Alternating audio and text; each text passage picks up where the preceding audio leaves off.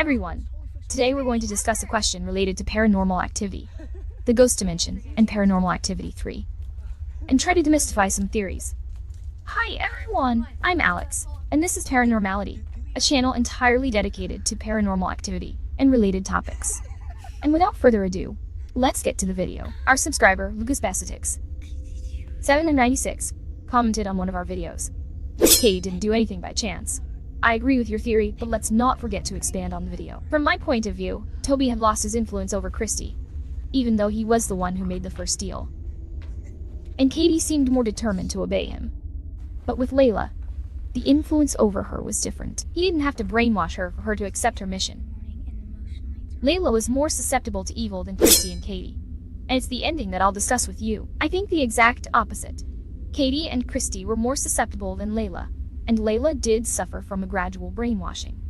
Let's break it down. How did Katie and Christy's relationship with Toby begin? They both started talking and communicating with him, just like Layla. How did Katie and Christy end up in the third movie? With a brainwashing, believing that everything that happened was normal, in a very similar way to Layla, who was completing Toby's ritual, finding all of it normal. So, in my opinion, Layla went through brainwashing, which is intensified when we see the post-credit scenes of the Ghost Dimension. Lila? Santa's here! Hey, sweetie, it's past your bedtime. Why don't we get you back into bed? But Santa's here! For which I made a video that I'm putting on the cards. And why do I say that it was easier with Katie and Christy, or that they were more susceptible?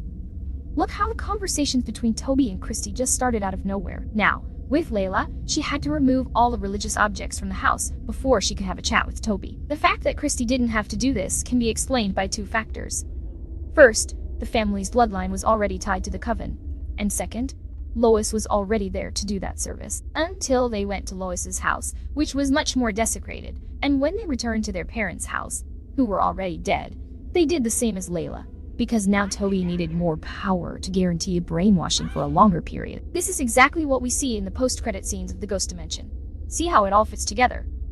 It's very complicated to say who was more inclined to evil in the beginning, because they are different situations. In one, we have a blood pact made generations ago, and in the other, a prophecy.